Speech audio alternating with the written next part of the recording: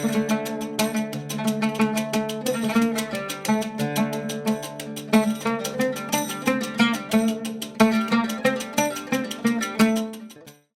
தமிழின போராளி பொழிலன் அவர்கள் இங்கே ஆக்கி கொடுத்திருக்கிறார்கள்.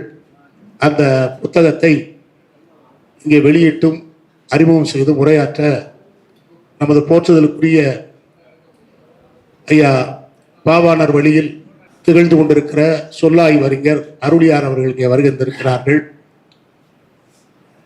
தனித்தமிழ் திங்கள் இதனின் ஆசிரியர் பாவலரேறு ஐயா அவர்களுடைய மூத்த மகன் ஐயா மரியாதைக்குரிய பூங்குன்றனார் அவர்கள் தலைமையில் இந்த விழா நடைபெறுகிறது.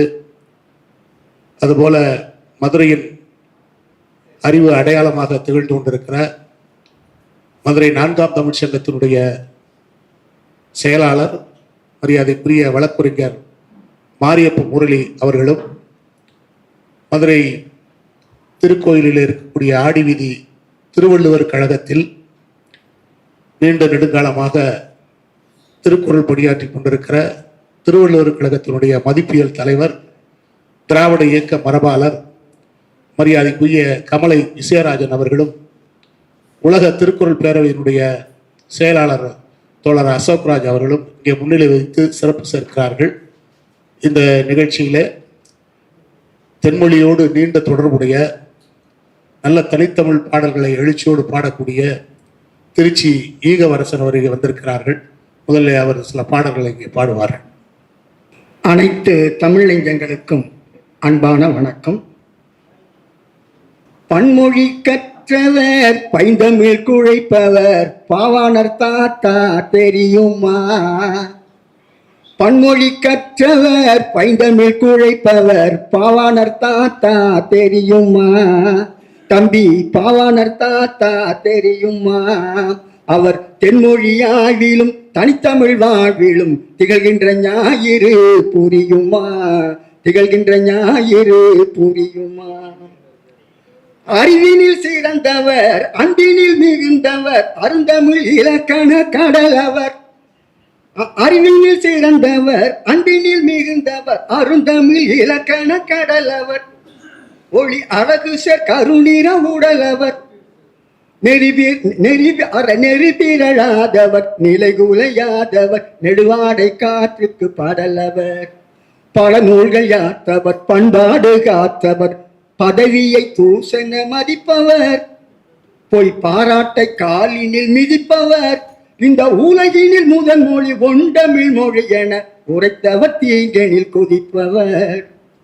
துன்புற்ற போதிலும் துவளாத உழைத்தவர், தொடங்கிய கொள்கையை முடித்தவர், திறம் தோகின்ற மூல்பல வடித்தவர். நாம் இன்புற்று வாழ்ந்திட ராப்பகல் உழைப்பவர், என்றுமே நமக்கெல்லாம் பிடித்தவர், என்றுமே நமக்கெல்லாம் பிடித்தவர். பன்மொழி கற்றவர் பைந்தமிழ் குழைப்பவர் பாவாணர் தாத்தா தெரியுமா? தம்பி பாவாணர் தாத்தா தெரியுமா? அவர் தென்மொழி ஆய்விலும் தனித்தமிழ் வாழ்விலும் திகழ்கின்ற ஞாயிறு புரியுமா? திகழ்கின்ற ஞாயிறு புரியுமா? அருமை சான்றோர் பெருமக்களே, தோழர்களே, இந்த நூலினுடைய உள்ளடக்கம் காலவரிசையில் பாவாணரின் வாழ்க்கை வரலாற்று செய்திகள், பாவாணர் எழுதிய நூல்கள், நூல்கள் பற்றிய குறிப்புகள், பாவாணரை பற்றி பிறர் எழுதிய நூல்கள், அவை பற்றிய குறிப்புகள், பாவாணர் பெற்ற சிறப்புகள், 1959 தொடங்கி தென்மொழி இதழ் வழியாகவும் தென்மொழி இதழ் இயக்க வழியாகவும் பாவாணருக்கும் பெருமளவில் பாவலரேறு பெருஞ்சித்திரனாரால் செய்யப்பட்ட சிறப்புகள் எல்லாம் இந்நூலில் விரிவாக பதிவாக்க பெற்றுள்ளது. பாவாணர் எழுதிய கட்டுரைகள், கண் விளக்க குறிப்புகள், பாவாணருக்கும் பிறர் எழுதிய மடல்கள், பாவாணரை எப்படியாக பிறர் கருதினார்கள், அறிஞர்கள் பிறரை பாவாணர் எவ்வாறு மதிப்பிட்டார் என பல அரிய செய்திகள் இந்நூலில் இடம்பெற்றுள்ளன. பாவாணரின் ஆக்கங்களை முழுமையாக படிப்பது என்பது தமிழ் மொழி இலக்கண இலக்கிய சிறப்புகளை தெரிந்து கொள்வதற்கான திறவுகோல். பாவாணர் குறித்து அறிவதற்கான வழிகாட்டு நூலாக இந்த நூல் அமையும் என்பதை உங்களிடத்தில் தெரியப்படுத்தி, இந்த நூல் 500 ரூபாய் விலை இந்த மேடையிலே 400 ரூபாய்க்கு விற்கப்படுகிறது. வருகை தந்த அனைவரும் அருள் உறுது வாங்கி பயனடையுமாறு கேட்டுக்கொள்கிறோம். இங்கே வருகை தந்த நான் ஏற்கனவே சொன்னது போல தலைமை ஏற்று சிறப்பு சேர்த்து கொண்டிருக்கிற தனித்தமிழ் திங்களிதழ் தென்மொழி ஆசிரியர் அவர்கள், அதுபோல இந்த நூலினை ஆக்கி தந்த தமிழின போராளி பொழிலன் அவர்கள், அதுபோல இந்த விழாவிற்கு இந்த நூலை வெளியிட்டு அறிமுக உரை ஆற்ற இருக்கின்ற நமது சொல்லாய்வறிஞர் மதிப்புமிகு அருளியார் அவர்கள், மதுரையினுடைய அடையாளமாக அறிவின் அடையாளமாக திகழ்கின்ற 4ஆம் தமிழ்ச்சங்கத்தினுடைய செயலாளர், அதுபோல மதுரை ஆடி வீதி திருவள்ளுவர் கழகத்தினுடைய மதிப்பியல் தலைவர், திராவிட இயக்க மரபாளர், இவர்கள் அனைவரும் இங்கே வந்திருக்கிறார்கள். அதுபோல இங்கே வருகை தந்த பெருமக்கள் ஐயா பாவாணர் கோட்ட நெடுஞ்சேராளர் வந்திருக்கிறார். அவரையும் இங்கே முன்னாலே எழுச்சி மிக்க பாடல்களை பாடிய குழந்தை ஈகவரசன் அவர்களையும், தமிழ்மணி எல்லோன் அவர்களையும், வரதன் அவர்களையும், கொண்டையம்பட்டி ராமச்சந்திரன் அவர்களையும், இங்கே புதூரில் இருக்கக்கூடிய மருத்துவர், பொதுப்பணித்துறையில் நீண்ட காலம் பணியாற்றிய ஒரு அறமிக்க தோழர் விஜயன் அவர்கள், பொது வாழ்க்கையிலே மதுரையின் புகழாளராக திகழ்ந்து கொண்டிருக்கிற அருமை தோழர் தமிழ் பித்தன் அவர்கள், பருந்தி அவர்கள், பேராசிரியர் சன்னத் அவர்கள், வழக்குரைஞர் கிரி பிரசாத் அவர்கள், துரை அவர்கள், பன்னீர்செல்வம் அவர்கள், முத்தும் மேகலை அவர்கள், பாலமுருகன் அவர்கள், செந்தில்குமார் அவர்கள், கல்லை அருட்செல்வன் அவர்கள், செல்லூர் வெங்கடேசன் அவர்கள், திருமங்கலம் ஜெயச்சந்திரன் அவர்கள், தனித்தமிழ் இயக்கம் திராவிட இயக்கத்திலே நீண்ட கால தொடர்புடைய தோழர் பொன்மாறன் அவர்கள், அதுபோல என்னுடைய இளமை கால தோழரும் மதுரையின் புகழாளர்கள் ஒருவருமான நீதா பாண்டியன் அவர்கள், அதுபோல இங்கே வடக்குமாசி பாண்டியராஜன் அவர்கள், திருவள்ளுவர் கழகத்தினுடைய பொருளாளர் சந்தானம் அவர்கள், அதுபோல முதுமுனைவர் ஆசிரியர் சந்திரன் அவர்கள், மதுரையிலே சிறந்த மருத்துவராக இலக்கிய செல்வராக திகழ்ந்து கொண்டிருக்கிற ஐயா மருத்துவர் லத்தீப் அவர்கள், எங்களுடைய பேராசிரியர் ஐயா அருணகிரி அவர்கள், மெய் ராமலிங்கம் அவர்கள், ஐயா திண்டுக்கல்லிருந்து வருகின்றிருக்கிற திருக்குறள் பேரவையினுடைய பொறுப்பாளர் ஐயா கலராம்பன் அவர்கள், அதுபோல் அருணாச்சலம் அவர்கள், பாலசுப்பிரமணியம் அவர்கள், பால முருகேந்திரன் அவர்கள், முத்து சுப்பிரமணியம் அவர்கள், முருகன், ராமசுப்பு, ஜெயபிரகாஷ், மதன்குமார், பிச்சை, அதுபோல காந்தித்துறை, துளிர் அவர்கள், இன்னும் ஏதாவது பேர் விட்டுருந்தா நான் திருப்பி சொல்லிடுறேன். ஏன்னா எல்லாரையும் வரவேற்கணும், ரொம்ப நாள் ஆச்சு இந்த நிகழ்ச்சியெல்லாம் நடத்தி அப்படின்னு. அதுபோல் இங்கே வருகின்றிருக்கக்கூடிய பெருமக்களை அனைவரையும் நாங்கள் ரொம்ப நிறைவான மகிழ்வோடு வரவேற்கிறோம். இந்த நிகழ்ச்சியிலே முரம்பு பாவாணர் ஓட்டத்தில் வருகின்றிருக்கக்கூடிய நீண்ட நாள் தமிழ் அன்பரும் பெரியார் நெறியாளருமான ஐயா பாவாணர் ஓட்டம் நெடுஞ்சேரலாதன் அவர்கள், வாங்க. திண்டுக்கல் திருக்குறள் பேரவையினுடைய பொறுப்பாளர் ஐயா கலராம்பன் அவர்கள், வாங்க, ஒரு 2 நிமிஷம் பேசுங்க, வாங்க. அனைவருக்கும் வணக்கம். இங்கே நேர நெருக்கடி இருப்பதால் மேடையில் இருப்பவருக்கும் வணக்கம், அரங்கத்தில் இருக்கிற அனைவருக்கும் வணக்கம். அடுத்து இந்த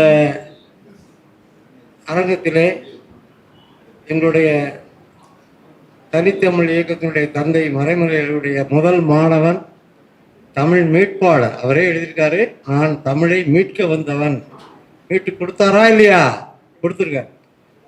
23 மொழி கட்ட நம்முடைய பாவாணன் அவர்கள் 53 நூல்கள் எழுதியிருக்கிறார். அதிலே ஆங்கில நூலும் உண்டு. The classical language of the world என்ற நூல் உலக முதன்மொழி என்று வெளிவர விக்டரை பயன்படுத்தி பாவாணர் கோட்டம் அதை வெளியிட்டது. அங்கே எல்லா நூலுக்கும் மொழிபெயர்ப்பு முடிஞ்சது. பூங்குன்றன் தான் இருக்காரு, கடைசி நூலை மொழிபெயர்த்தவர். இப்போ அணிந்துரை எழுதியிருக்கிறார். பேராசிரியர் இங்கே பக்கத்தில் இருக்கிற மணலூர் ஐயா அவர்கள் இந்த நான் சொன்ன வேலையெல்லாம் செய்திருக்காங்க.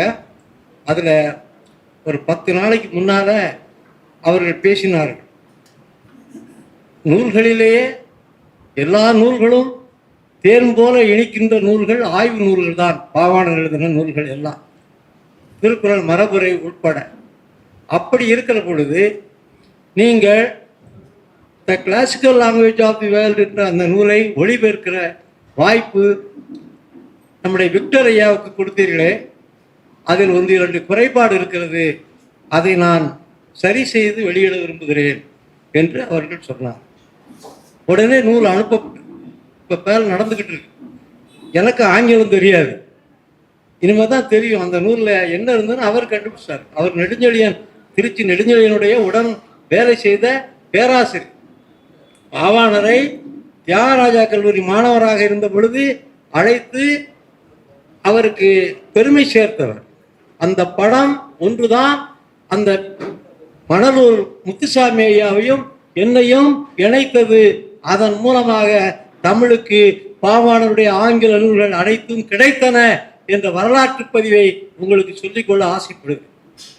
அடுத்து, நாங்கள் பாவாணர் கோட்டத்தை உயிரோட்டமாக 2003 சிலை திறந்து, படிப்பகம் திறந்து, வளைவு திறந்து, இன்று வரை ஆண்டுக்கு 5 கூட்டங்கள், 2 திங்களுக்கு ஒன்று, மறைமலையடிகளுக்கு ஒரு விழா, பாவாணருக்கு ஒரு விழா, பெருஞ்சித்திரனாருக்கு ஒரு விழா, பாரதிதாசனுக்கு ஒரு விழா, இளங்குமரனாருக்கு ஒரு விழா நடத்துங்க.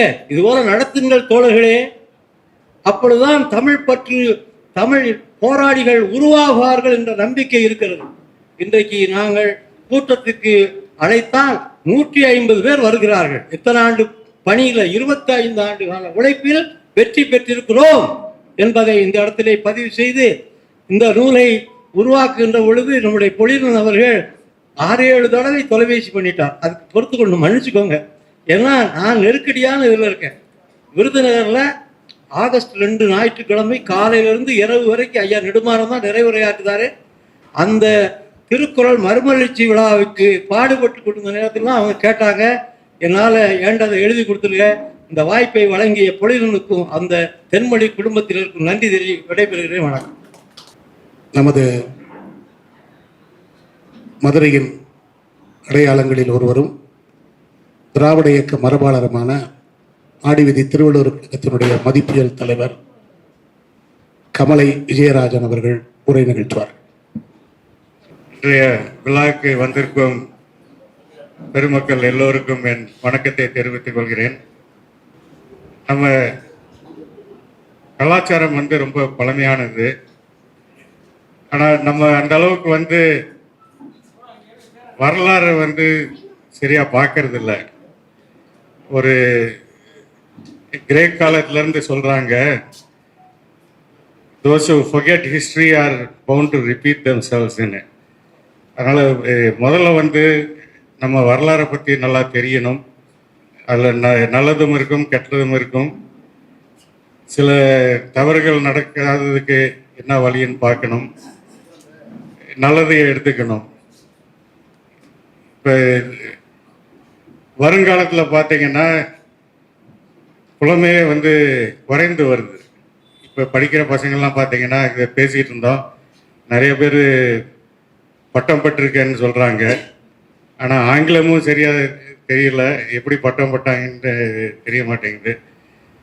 அதனால் இப்போ நிறையா இலக்கியம் இலக்கணம்லாம் நம்ம பார்த்தோம்னா படிப்பு குறைந்துட்டே வருது சமுதாயத்தில். அதனால் திருப்பி ஊக்க வைத்து நம்ம தமிழ் கலாச்சாரத்தையும் தெரியணும், இளைஞர்களுக்கு வரலாறையும் சொல்லி தரணும்.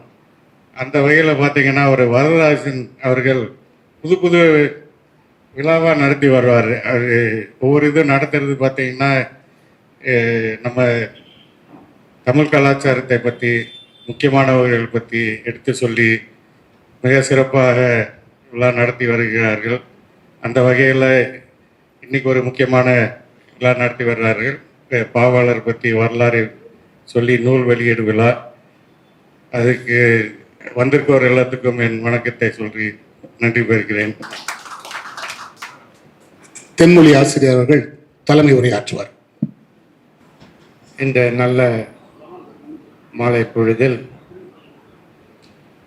மொழிஞாயிறு தேவனைய பாவாணர் வரலாற்று சுவடுகள் அருமை தம்பி பொழிலன் அவருடைய நூல் வெளியீட்டு விழாவை மதுரை மாநகரில் ஐயா மணியம்மை பள்ளியினுடைய தாளாளர் ஐயா வரதராசன் ஐயா நடத்தி கொண்டிருக்கிறார்கள்.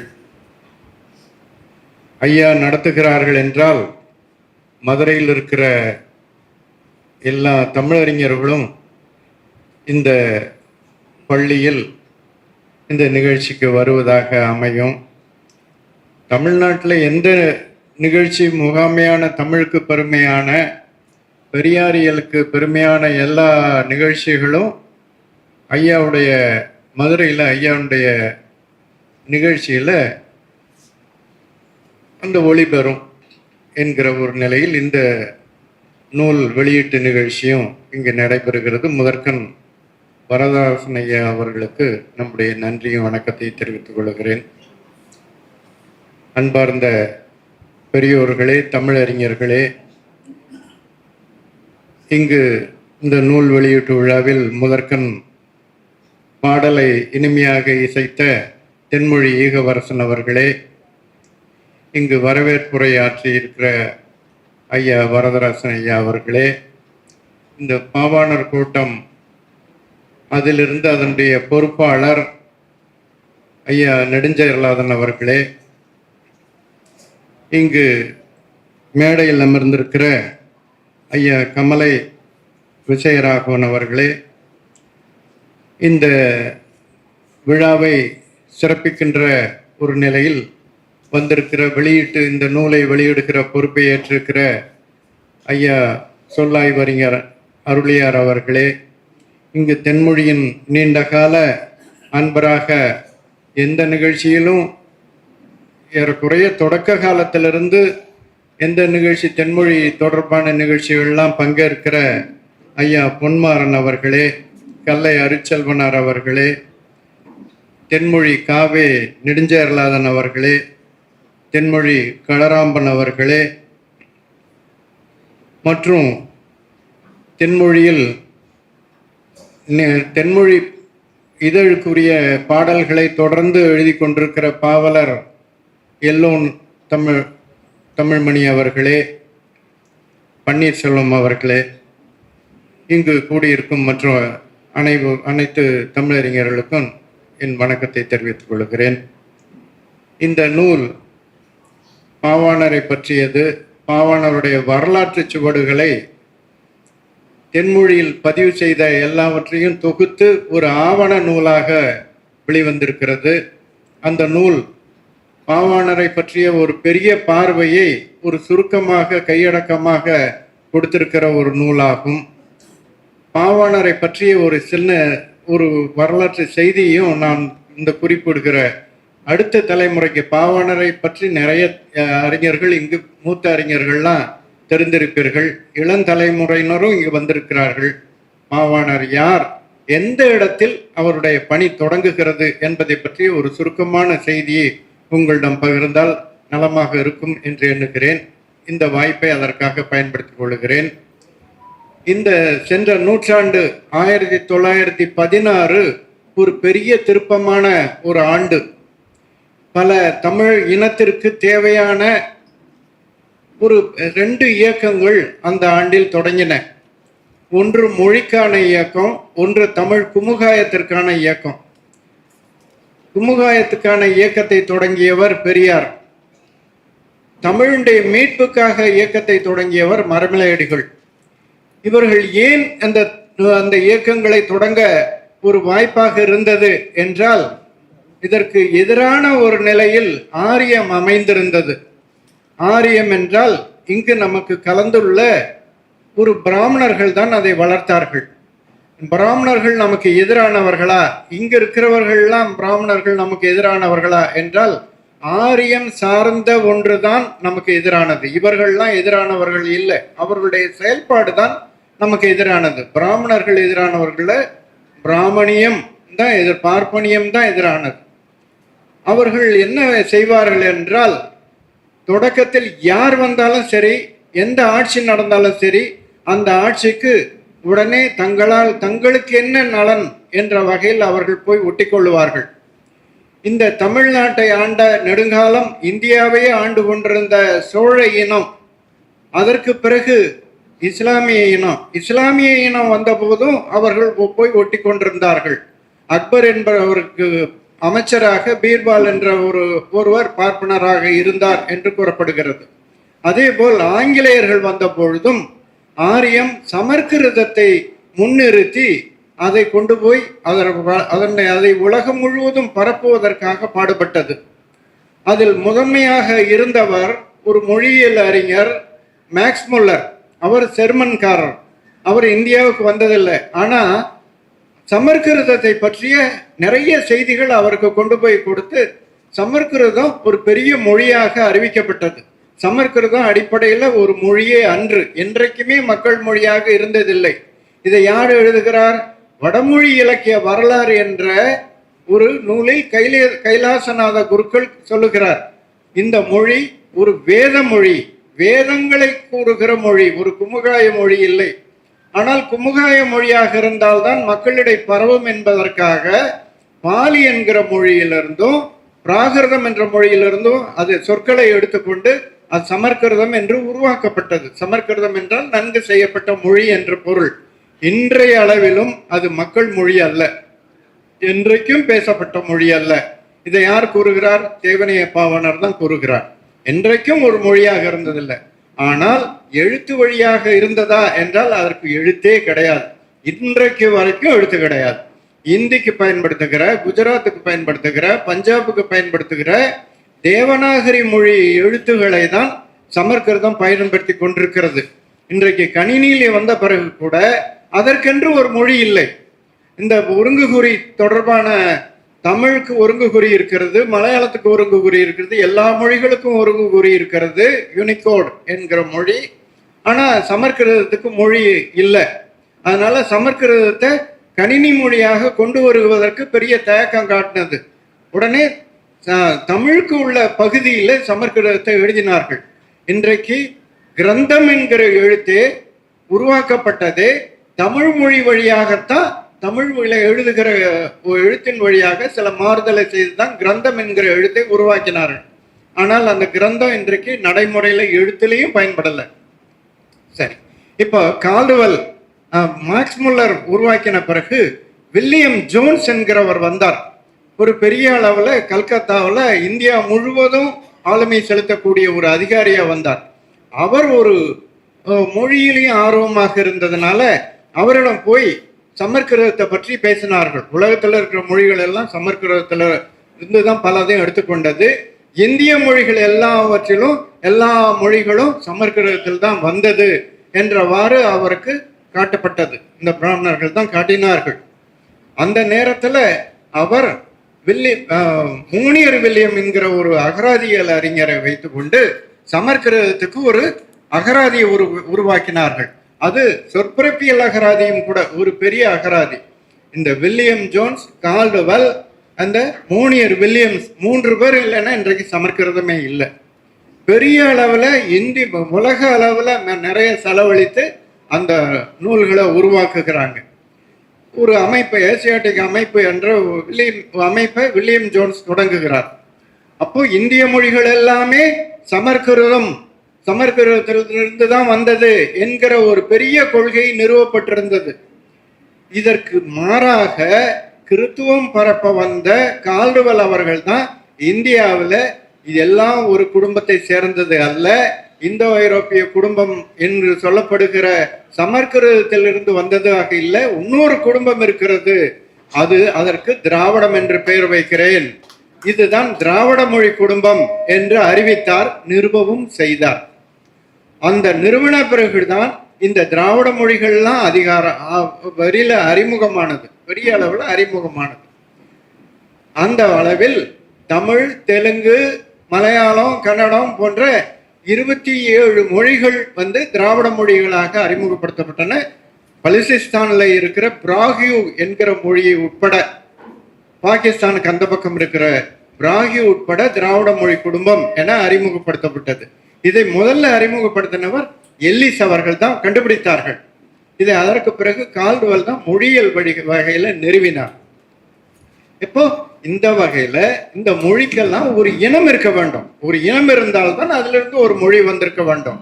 எனவே அந்த மொழியிலிருந்து மொழியை உட்படுத்தியவர்கள் எல்லாம் ஒரு இனத்தை சார்ந்தவர்களாக இருக்க வேண்டும். இது திராவிட மொழி குடும்பமாக இருப்பதனால் இவர்களெல்லாம் திராவிடர்கள் என்று அறிமுகப்படுத்தினவர், அதை அப்படியே மக்களிடத்துக்கு கொண்டு வந்தார் தந்தை பெரியார் அவர்கள்.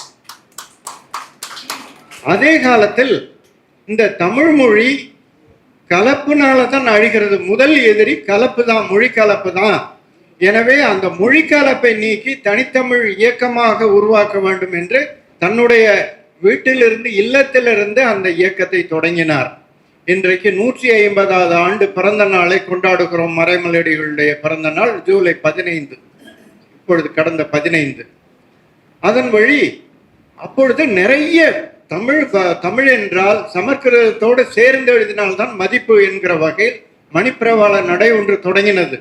எனவே அந்த தொடங்கப்பட்ட நாளில் நிறைய அறிஞர்கள் எல்லாம் கலந்து தான் எழுதுவார்கள். அந்த காலத்தில் தான் மறைமலையடிகள் இதை வேறுபடுத்தினார்.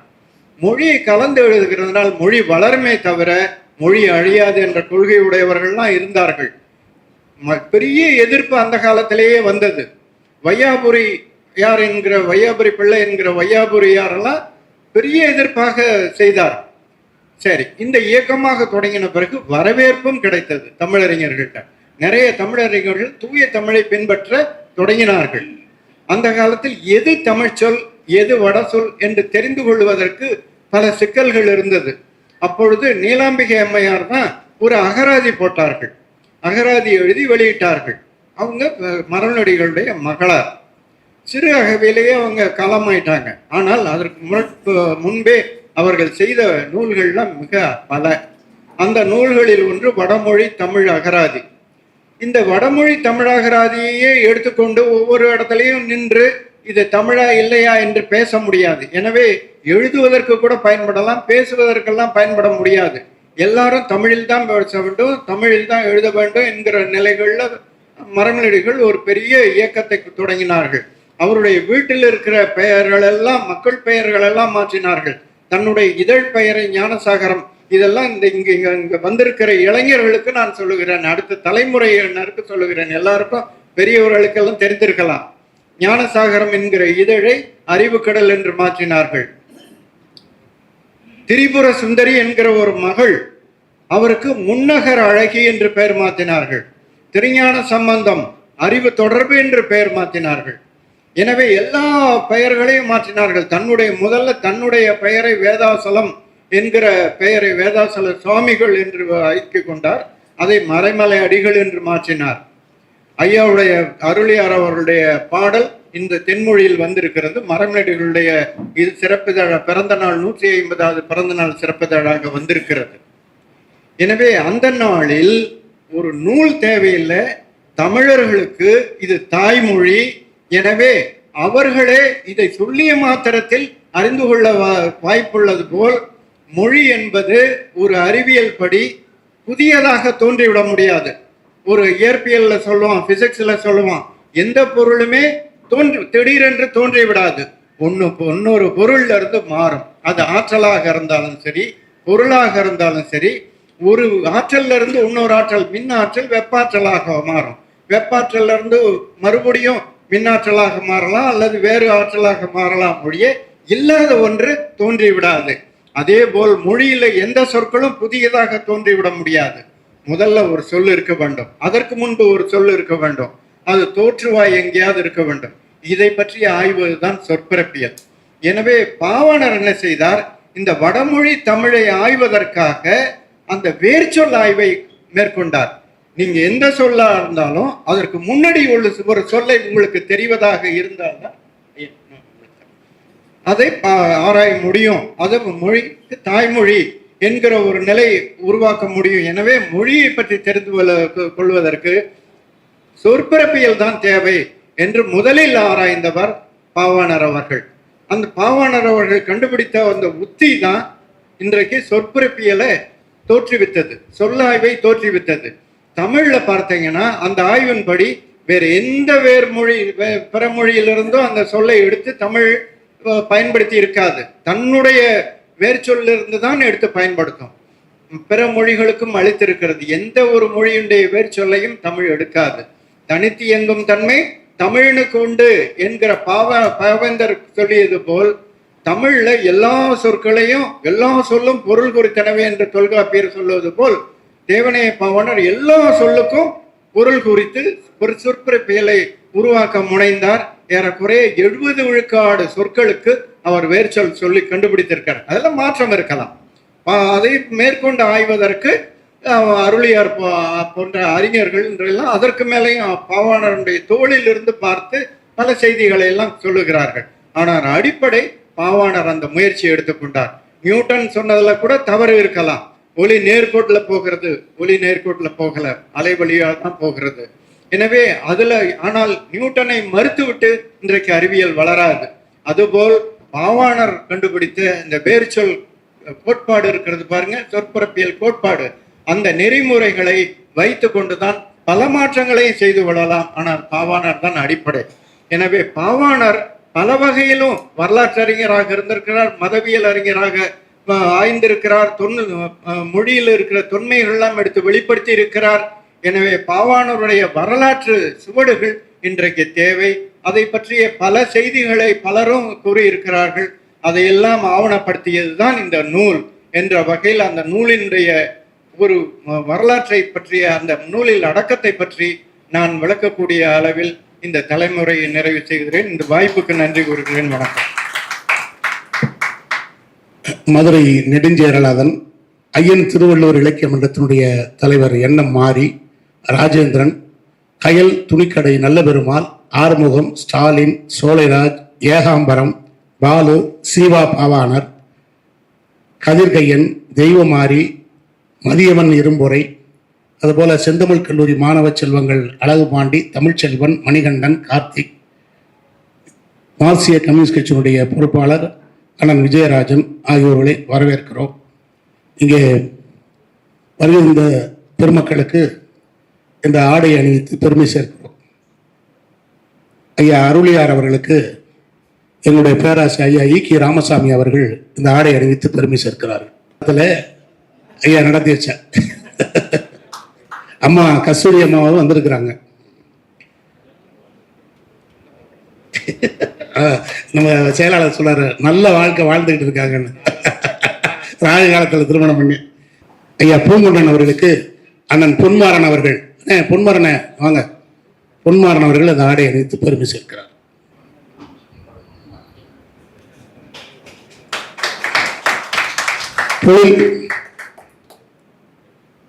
புலிவன் அவர்களுக்கு விஜயன் தம்பி எடுத்துக்கொள்ளும்.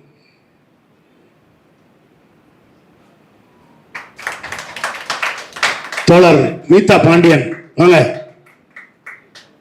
எங்கள் திராவிட இயக்க மரபாளர் கமலை விசயராஜன் அவர்களுக்கு இந்த ஆடை அணிவித்து பெருமை சேர்க்கிறார். எங்கள் பேராசிரியர் ஐயா அருணகிரியார் அவர்கள் நமது குட்ரா ஆடா பாரு, என்னை வாடான்னு சொல்ல வைக்கணும் அவனுக்கு, அதுக்காக.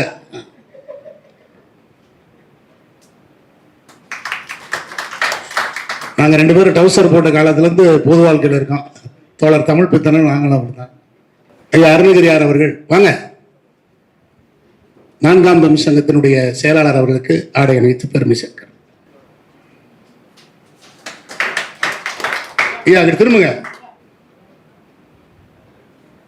அண்ணா ராமண்ண வாங்க, காரைக்குடி ராமண்ண.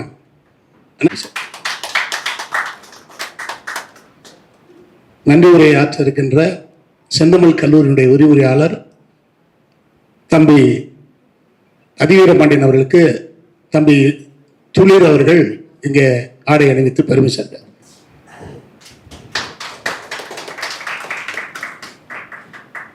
இங்கே இந்த புத்தகம் இப்பொழுது வெளியிடப்படுகிறது.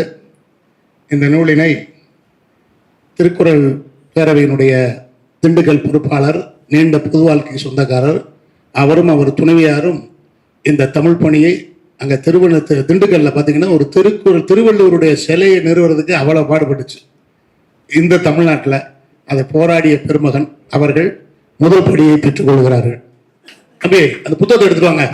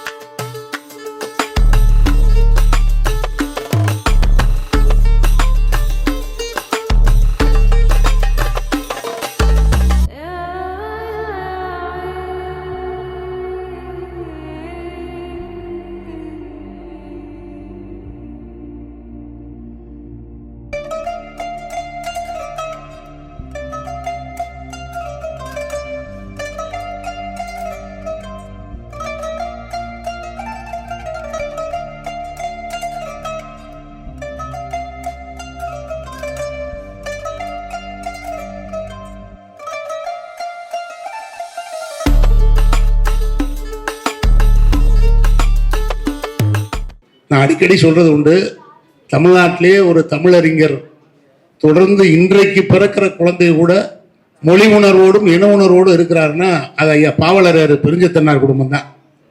தோழர் பொழிலன் அவர்கள் 10 ஆண்டு இந்த மொழிக்காக சிறை சென்றவர். அதுபோல ஐயா இன்னைக்கும் தென்மொழியை தொடர்ந்து நடைபெற்றுக் கொண்டிருக்கிறாரு ஐயா அவர்கள், பூங்குண்டன் அவர்கள். இப்படி தொடர்ந்து இன்றைக்கும் உணர்வோடு இருக்கின்ற, அதுபோல பாவாணருடைய அடியொட்டி நமது சொல்லாய்வறிஞர் தொடர்ந்து இன்னைக்கு இயக்கிக்கிட்டு இருக்காங்க.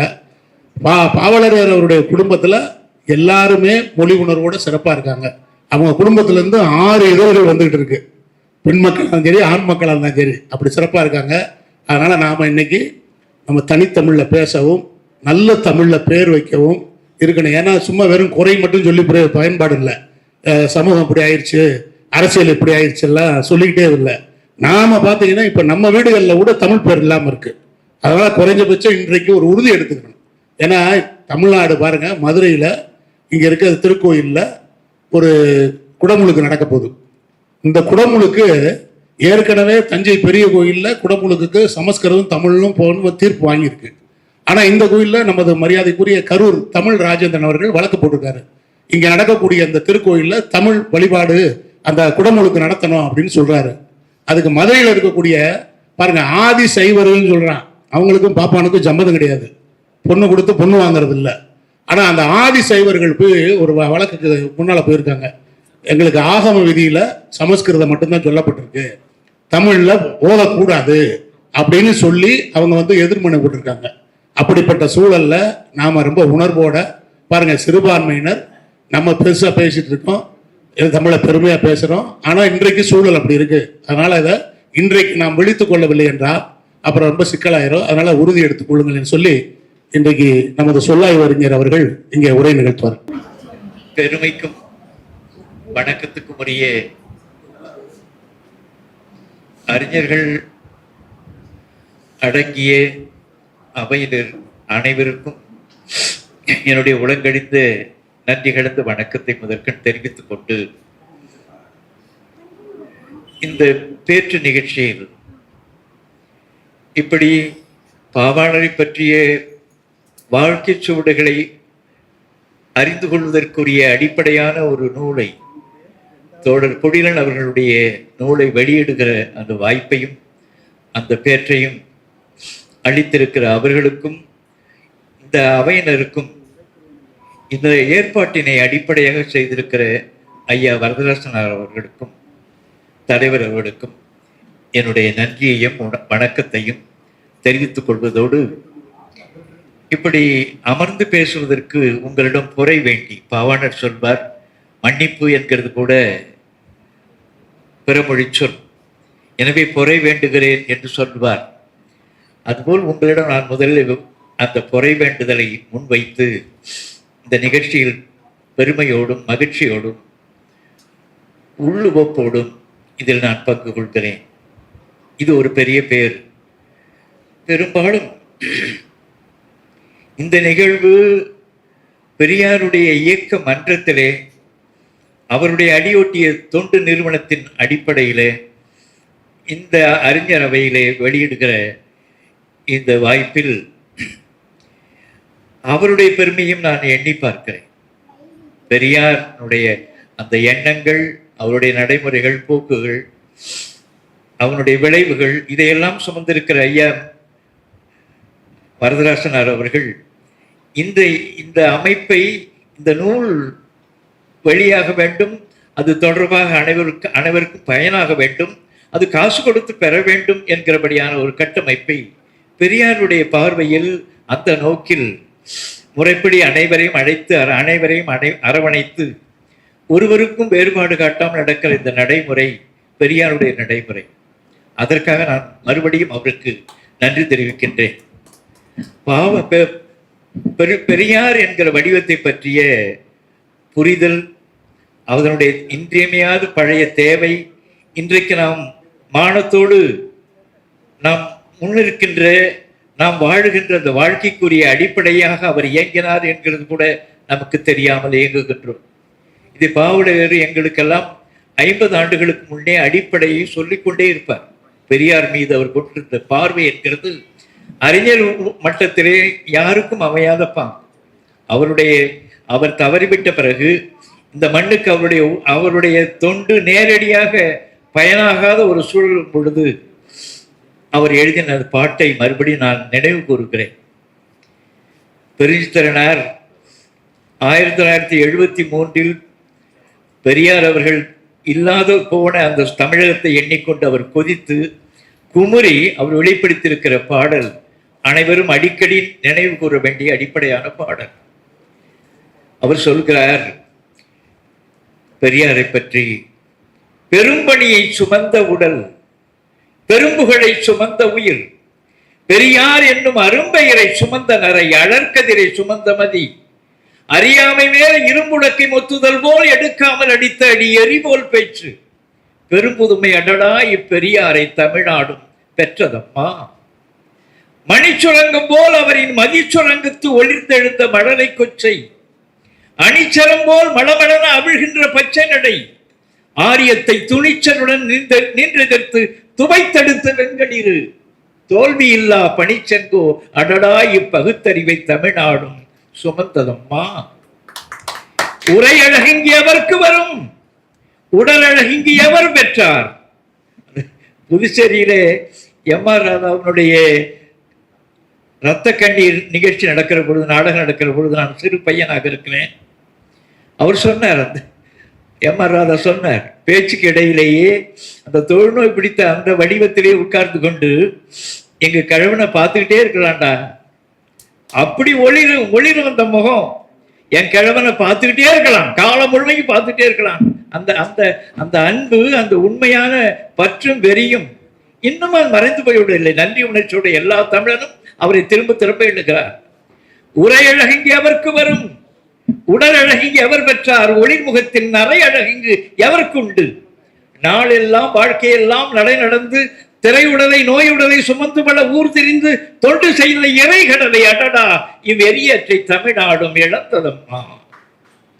பெற்றிழந்தோம் பெரியாரை, பெற்று இழந்தோம் அவரின் பெருந்தலைமை, உற்றிழந்தோம் உணர்விழந்தோம், உளையா துன்பால் குற்றுயிராய் குலையிராய் கிடக்கின்ற தமிழினத்தை கொண்டு சென்ற நெற்றுமணி தலைவரினை அடடா இத்தமிழ்நாடும் நெகிழ்த்ததம்மா. பெரியாரை பேசுகின்றோம், பெரியாரை போற்றுகின்றோம், பெரியாரை பாடுகின்றோம், பெரியார் நூல் கற்கின்றோம், பீற்றிக் கொள்வோம். உரியாரை போற்றுவதின் அவர் உரைத்த பலவற்றுள் ஒன்றையேனும் சரியாக கடைபிடித்தால் அடடா இத்தமிழ்நாடும் சரியாதம்மா என்பார். அதனுடைய எச்சத்தை வரதராசனாருடைய வடிவில் நாம் இன்றும் பார்க்கிறோம். இது போன்ற பல்லாயிரக்கணக்கான பெரியாருடைய அந்த தொண்டினை உள்வாங்கிக் கொண்டிருக்கிற உள்ளங்களை இயங்கிக் கொண்டிருக்கிறதை தமிழகம் முழுமையிலும் நாங்கள் பார்க்கிறோம்.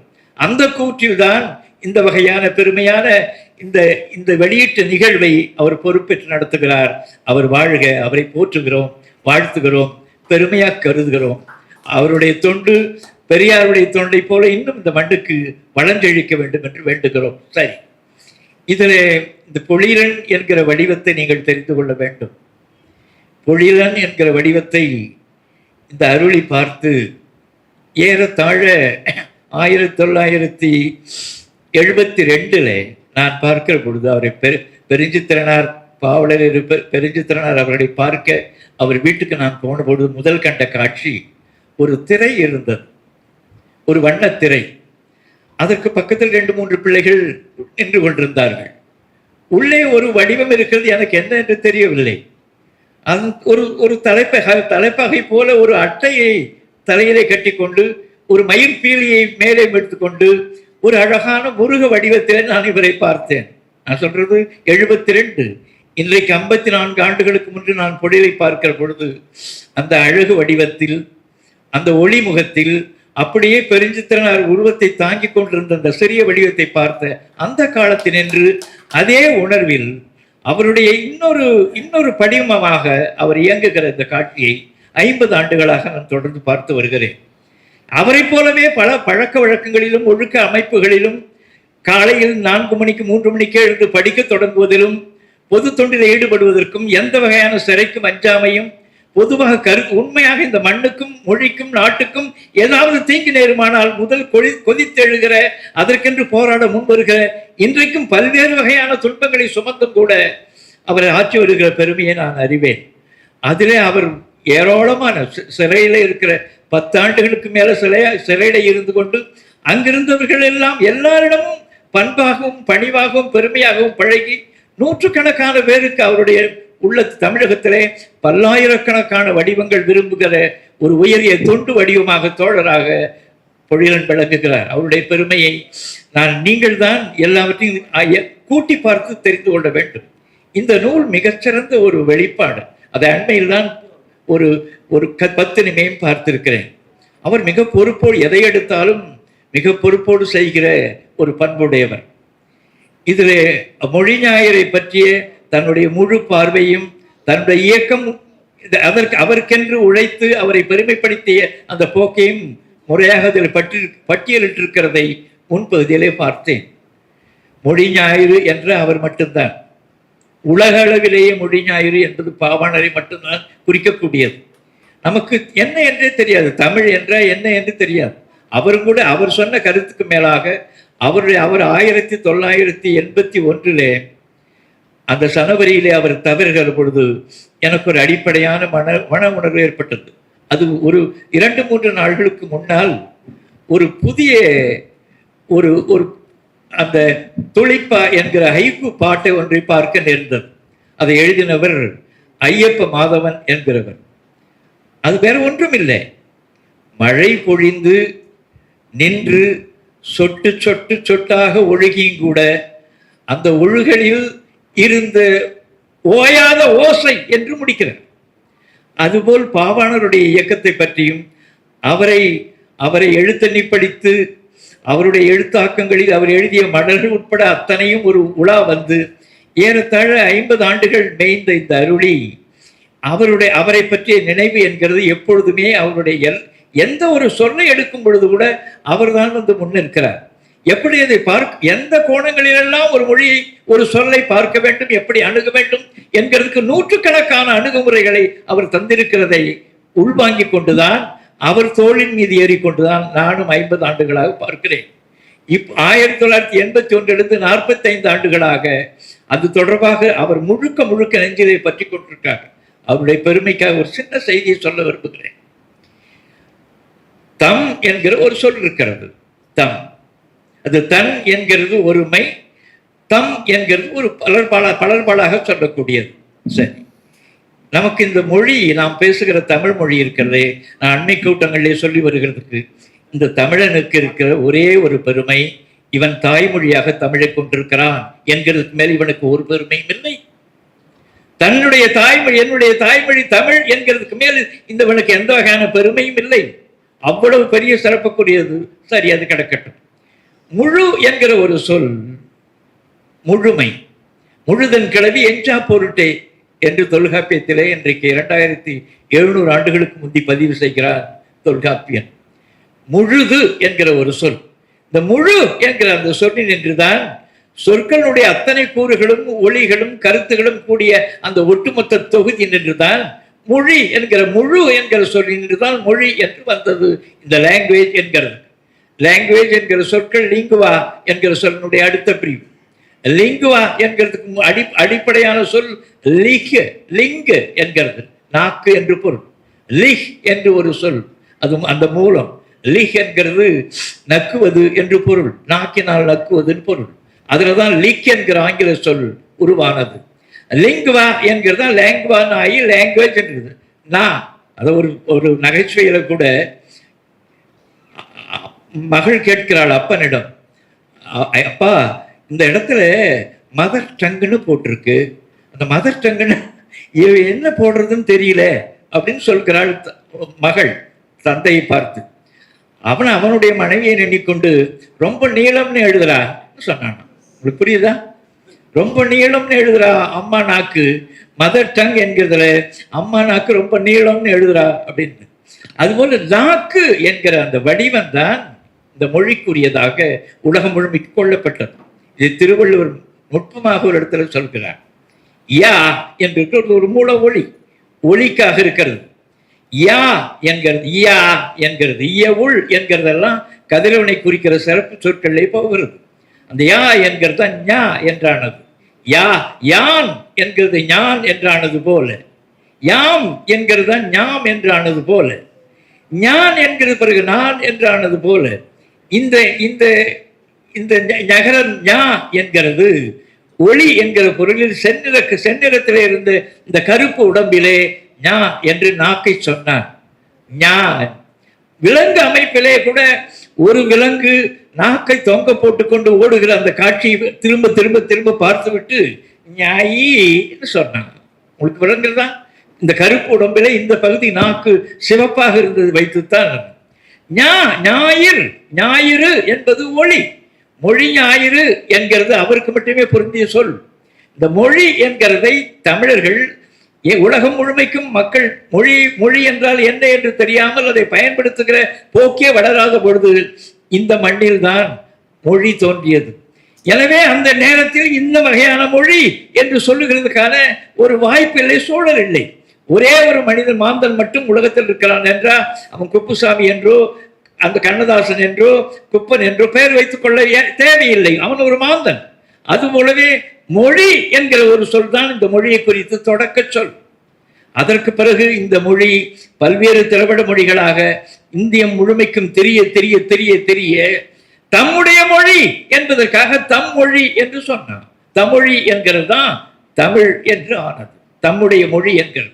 இந்த தம் என்று சொல்கிறது. இப்போ இந்த மண் இயல்பாக இருக்கிற இந்த மண்ணில அதாவது அக்கா என்று ஒரு பெண்ணை கூப்பிடுகிற பொழுது அக்கா அக்கா அக்கா அக்கான்னு கூப்பிடுற எல்லாரையும் பெண் வடிவத்தில் இருக்கிற மூத்தோர்களை எல்லாம் சொல்கிற பொழுது தம் அக்கை தமக்கை, ஐயா ஐயா ஐயான்னு சொல்லுகிற பொழுது ஐயன் என்கிறவன் அண்ணன், மேலும் ஐயன் என்கிறத தம் ஐயன் தமையன் என்று சொல்வது போல இந்த தம் என்கிற ஒரு உரிமை பொருள் தான் தம் மொழி என்று சொன்னார்.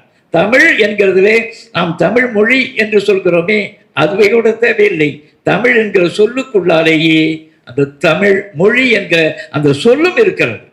இது மொழி ஞாயிறு பாவாணர் என்கிறது 1973 தொடக்கத்தில் திருவாரூரில் நடந்த திருவிக்காவினுடைய விழாவுக்கு பாவலரையரோடும் பாவாணரோடும் தொடக்க பயணம்தான் என்னுடைய முதல் தொடர்ச்சி. பாவாணரை பார்த்தது 6 மணி நேரம் கடலூரிலிருந்து தொடர்பாக இருக்கிற திருவாரூருக்கு வருகிற வரை அவரை கேள்விகளால் தொலைபெடுத்து கொண்டு வந்தேன். அவரும் சரியாது பேசிக்கொண்டு வந்தார். ஐயா, இந்த ஆங்கிலம் என்ன எந்த சார்பான மொழி என்று என்னுடைய பேச்சு தொடங்கியது. ஆங்கிலமா? அது 40 விழுக்காடு கிரேக்கம், 40 விழுக்காடு லத்தீனம், 10 விழுக்காடு ஆங்கிலோ சாக்சனியம், 10 விழுக்காடு ஆங்கிலோ சாக்சனியம், 10 விழுக்காடு வேர்ல்ட் லாங்குவேஜஸ், உலக மொழிகள். பளிச்சென்று இருந்து வந்ததை பார்த்து எனக்கு வியப்பு. அந்த வியப்பு ஒரு 8 ஆண்டுகள் 80 வரை நான் சட்டக்கல்லூரியில் போய் சென்னையில் படிக்கிற பொழுது நான் 3 ஆண்டு காலமும் ஞாயிற்றுக்கிழமை அளவில் யாருக்கும் தெரியாமலே காலையில் மிதிவண்டியிலே என்னுடைய அறையிலிருந்து கிளம்பி அவரை பார்ப்பது என்கிறது ஒரு தொடர் வழக்கமாக இருந்தது. அதிலே தான் அவரை பற்றிய ஒரு முழு பார்வையும் எனக்கு கிடைத்தது. அந்த தொண்டனுடைய பெருமையும் எனக்கு விளங்கியது. அந்த பெருமகனார் ஏறத்தாழ 100க்கும் மேற்பட்ட மொழிகள், 100க்கும் மேற்பட்ட நூல்களை அவர் ஆவணப்படுத்தி இந்த மண்ணுக்கு அளித்திருக்கிற அந்த சிறப்பு, அவருடைய பெருமை, அவருடைய உழைப்பு. ஆனால் அது அவரை நாம் முழுமையாக பயன்படுத்திக் கொள்ளாதபடியாக அந்த அரசும் தொடர்பாக இருக்கிற மக்களும் நாம் இருந்து அவரை விட்டு விட்டோம். ஆனால் அந்த அவருடைய எண்ணங்கள், அவருடைய வெளிப்பாடுகள், இந்த மண் மீட்சி பெற வேண்டும், இந்த மொழி எழுச்சி பெற வேண்டும், உலகம் முதல் மொழி என்று நிறுவப்பட வேண்டும் என்கிற எல்லா கொள்கைகளையும் குறித்த ஆவணங்களை அவர் உருவாக்கிவிட்டு போயிருக்கிறார். அதனுடைய சாரமாகத்தான் இந்த நூல் இருக்கிறது. அவருடைய வெளிப்பாடுகள் இருக்கிற பெருமையை நான் 1-2 சொல்ல விரும்புகிறேன். ஓ என்று ஒரு சொல்லை தொடங்குவார், ஒளி பற்றிய ஒரு கருத்து என்று தொடங்குவார். ஓல் ஓலம் என்று வரும். நீங்கள் நினைத்து பாருங்கள், ஓலம் என்கிறது என்று அது எதிலிருந்து வந்தது என்று அவர் எண்ணி பார்க்கிறார். வற்றிய ஓலை கலகலக்கும், இஞ்ஞான்றும் பச்சோலைக்கில்லை ஒளி என்று. ஓலை என்று எதற்கு பெயர் வந்தது என்பது அந்த ஓலம் என்கிற சொல் என்று அவர் எடுக்கிறார். நீங்கள் எண்ணி பாருங்கள், வற்றிய ஓலை கலகலக்கும், இஞ்ஞான்றும் பச்சோலைக்கில்லை ஒளி என்கிறதுக்குள்ளால் ஓலை என்கிறது அந்த இலை தடிமனான அந்த தோட்டுக்கு எதற்காக வருகிறது என்கிறதை அவரால் கண்டுபிடிக்க முடிந்தது. மணலுள் மூழ்கி மறைந்து கிடக்கும் நுணலும் தன் வாயால் கெடும் என்று நுண்மணலிலே புகுந்து கொள்ளுகிற தவளை வகை என்று அவரால் தான் கண்டுபிடிக்க முடிந்தது. மூங்கா வெறுகளி மூவரி அணிலடும் என்று வருகிற தொல்காப்பியத்தை பார்த்து 3 வரிகள் உடம்பிலே உடையது என்கிறதுனால அதுக்கு அணில் என்று பெயர் வந்தது என்று. தமிழ் முழுமைக்கும் அவர் ஏறத்தாழ ஒரு 50-60 ஆண்டு காலம் அவர் உலா வந்து அடிப்படை விதைத்து விட்டு போயிருக்கிறார். அதற்கு பிறகு 45 ஆண்டுகளாக அந்த தொடர்ச்சியில் தான் நாங்கள் ஓயாது உழைத்துக் கொண்டிருக்கிறோம். பெரிய இந்த மண்ணுக்கான அடிப்படையான கரு உண்மையை விளக்கி இந்த தமிழனுக்கு அடிப்படையான பெருமையை சேர்ந்த பாரிய வடிவம், அந்த அந்த அந்த வடிவத்தினுடைய பெருமையை, அவருடைய வாழ்க்கையினுடைய சுவட்டை மிக நுட்பமாக, மிக ஆற்றலோடும், மிக தெளிவோடும் நாம் விளங்கிக் கொள்ள வேண்டும் என்பதற்காக பொழிலன் அவர்கள் இந்த நூலை உருவாக்கி இருக்கிறார்கள். இதுல கொடுத்தல் என்பது கொடு என்ற வளைவு, கொடுக்கு என்ற வளைந்ததுன்னு பொருள், கொடு என்கிற சொல் என்ற வளைன்னு பொருள். இப்படி கொடுக்கிறது, இப்படி வளைவு. வாங்கு, வங்கு என்கிறது வளைவு, வாங்கு என்கிறது இப்படி வளைவது, இப்படி வளைவது, அப்படி வளைவது என்று இந்த நிரலையெல்லாம், மொழியியல் நிலையெல்லாம் அவர் நமக்கு சொல்லிக் கொடுத்தவர். இயல்பாக திண்டு என்றால் திண்ணை, திண் என்கிறது திண்மை, திண்டு என்றால் திண்ணை, திண்டிலே ஆடக்கூடிய ஆட்டம் திண்டாட்டம் என்கிறது யார் அதற்கு முந்தி சொன்னது? தொடர்பாக அதாவது மழுங்குனி, அவன் பெரிய மங்குனின்னு பேசுவான், அதுக்கு மழுங்குனி என்கிற சொல்லை சொல்கிறார். மழுங்கு உண்ணி என்கிறத மழுங்குனின் ஆகி மங்கினின் ஆனதுன்றார். அதை அந்த அது ஒரு பாம்பை குறித்தது. இருதலை மொன்னையன் என்ற ஒரு பாம்பு 2 தலைப்பக்கமும் மொன்னையாக இருக்கும். எனவே மொன்னை என்கிறது மொன்னையன் என்கிற இருதலை மொன்னையன் இருதலை மண்ணையன் என்றாகி இருதலை மணியன் என்று சொல்லுகிறோம் அந்த பாம்புக்கு என்று சொல்லிக் கொண்டே போகும்போது அவருக்கு மறுபடியும் ஒரு நினைவு வருகிறது. மண் என்கிறது அந்த மழுக்கம் என்கிற பொருள்ல மனை என்கிறதை குறிக்கிறார். அந்த தொடர்பாக இருக்கிற நூலே கரகம் முக்கால் மனையே மனை என்ற முழுக்க பெற்றது என்கிற அடிப்படையில் தான் அது வந்தது. அறிவாள் மனையை பாருங்கள் என்று அவர் அவர் அவர் அவர் தமிழ்நாட்டிலே அவர் பெற்ற குழந்தையிலிருந்து அவர் பெற்ற அந்த நுட்பங்களை எல்லாம் அவர் ஒன்றொன்றிலும் கவனம் செலுத்தி இந்த மொழியை பற்றி சிந்தித்து என்ன அடிப்படையில் இந்த தமிழன் இதை உருவாக்கி இருக்கிறான் என்கிறதுக்காக அவர் பாரிய வேலையை கையில் தூக்க முடியாத அளவுக்கான கணத்தில் அதை உருவாக்கி விட்டு போயிருக்கிறார். அவருடைய பேச்சினை, அவருடைய நடையினை, அவர் தமிழகத்தில் அவர் பழகிய பழக்கத்தை மணிக்கணக்கில் பேசக்கூடியபடியான செய்திகள் உள்ளன. அவர் எப்பொழுதுமே முறையான தூய இலக்கண முறையிலே பேசக்கூடிய பழக்கமுடைய ஒரே அறிஞர் தமிழகத்திலே அவர்தான். அது வியப்பாக இருக்கும், அது கேட்டுக்கொண்டே இருக்கலாம் என்று இருக்கும். அந்த பேச்சை நாங்கள்லாம் வியந்து கேட்டிருக்கோம். நான் சொல்றது 50 ஆண்டுகளுக்கு முந்தி ஒரு வியப்புக்குரிய நடைமுறையாக இருந்தது. எந்த வகையிலும் அவருக்கு அந்த தடை இருக்காது. அந்த ஒலிப்பிலை பேசுகிற பொழுது தமிழிலே அதையெல்லாம் எண்ணுவதற்கு ஒரே ஒரு சின்ன அடிப்படையை நான் சொல்கிறேன். அவர் கொச்சையாக பேச மாட்டார். கொச்சைன்னா என்ன என்று விளங்கி அவரால் தான் விளங்கின. குயி குயி சின்னதுன்னு பொருள். குயி குயிஞ்சு குஞ்சு என்று சொன்னா பறவையிலே மிக மிக இளமையாக இருக்கிறது எதுவோ, எது பிஞ்சாக இருக்கிறதோ அதை சொல்கிறது பறவை குஞ்சு. குஞ்சு இங்க குஞ்சு என்கிறது வடிவத்தில் என்று உனக்கு என்கிறது உனக்கு என்கிறது போல், உலகம் என்கிறது உலகம் என்கிறது போல், குஞ்சு என்கிறது கொஞ்சு என்றா கொஞ்சுதல் என்கிறது என்ன என்று தெரியும். இயல்பாக பேசுகிற நிலையில் கொஞ்சுதல் என்பது மெல்லிதாக மெல்லிதாக குழைந்து குழைந்து பேசுகிறது என்கிற அந்த அந்த அமைப்பை அவர் சொல்லிலே கொண்டு வருவார். கொஞ்சு என்கிறது. சரி, கொஞ்சம் என்ற குறைவுன்னு பொருள், லிட்டில்னு பொருள். அதை அவர் தான் சொன்னார். கொஞ்சு இதுல குஞ்சு என்கிற அந்த வடிவத்தை, கொஞ்சம் என்கிற வடிவத்தை கொச்சை என்று வந்ததை அவர் தான் சொன்னார். குறைமொழியாக பேசுவது எதுவோ அது கொச்சை. அவன் ஒன்றும் இல்லை, வடநாட்டில் இருக்கிறவர்களுக்கு இந்த ஆரிய வகையினருக்கு அதை உள்வாங்கிக் கொள்ளும் பொழுது தொட தொட மாலும், குச்சு குச்சு மாலும். குச்சு குச்சுன்னா சின்னதுன்னு பொருள். இந்த கொச்சை என்கிறது இதுதான், அது குறைமொழியாக பேசுவது சொல்றார். அவர் அப்படி பேசுகிற வழக்கம் இல்லை. ஒரே ஒரு சின்ன சான்று, அவருடைய வாழ்க்கையிலே அந்த காட்பாடியிலே அவர் இருக்கிற பொழுது அவர் வீட்டுக்கு மின்சாரம் வரவில்லை. மின்சார அந்த கம்பத்திலே ஏதோ கோளாறு. உடனே அவர் அந்த மணி என்று அவருடைய பையன், அதாவது கடைசி பிள்ளை, அவனை அழைத்து, எங்காவது தொலைபேசி இருக்குமா, பேச முடியுமா, மின்துறைக்கு பேச முடியுமா என்று கேட்டிருக்கிறார். அங்கு ஒரு பக்கத்து தெருவிலே ஒரு பிராமணர் வீடு இருக்குது. அந்த வீட்டிலே அந்த அம்மாவும் கூட எனக்கு தெரியும். அந்த வீட்டிலே தொலைபேசி இருக்கிறது என்று பார்த்திருக்கிறேன் என்று நாம் போகலாம் என்று அப்பாவை அழைத்து கொண்டு அவர் போயிருக்கிறார். மணி 5வது அந்த பிள்ளை, கடைசி பிள்ளை. 2 பேரும் போயிருக்கிறார்கள். அந்த பிராமண அம்மா வெளியே வந்திருக்கிறார்கள். என்ன வேண்டும் என்று கேட்டிருக்கிறார்கள். அப்பா கொஞ்சம் மின்துறையோடு பேச வேண்டும், அதுக்காக தொலைபேசி எடுத்துக்கொள்ளலாம், பேசலாமா என்று மணி கேட்டிருக்கிறார். தாராளமாக பேசுங்கள்னு அழைத்திருக்கிறார்கள் அந்த அம்மா. பாவாணர் கையில் எடுத்த உடனே, இப்படி மின்சாரம் வரவில்லை, நாங்கள் 4 நாளாக தொல்லைப்படுகிறோம், மின் கம்பத்திலே ஏதோ பழுது போல் இருக்கிறது, உள்ளே பழுதா என்று தெரியவில்லை என்று கடன்னு ஒரு 1/4 மணி நேரம் அதனுடைய குறைகளை பற்றி பாவாணர் பேசியிருக்கிறார்.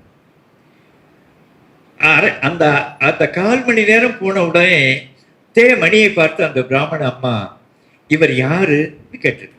எங்க அப்பா, இவர் அண்ணாமலையில் பல்கலைக்கழகத்திலே அந்த மொழியியல் துறையினுடைய பேராசிரியராக இருந்தார் என்பதை பற்றி விளக்கிவிட்டு, ஒரு தமிழ் ஆராய்ச்சி அவருடையது என்று அவர் சொல்லியிருக்கிறார் மணி அந்த அம்மாவிடம், பிராமண அம்மாவிடம்.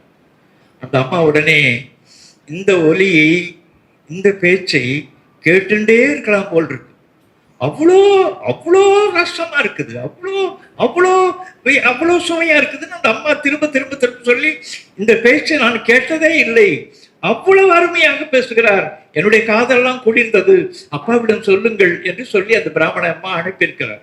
அதற்கு பிறகு அந்த மின்துறையை சார்ந்த 2 பேர் வந்திருக்கிறார்கள். அவர் பேசினது அந்த மின்துறையை சார்ந்த அவர்களிடம் தான்.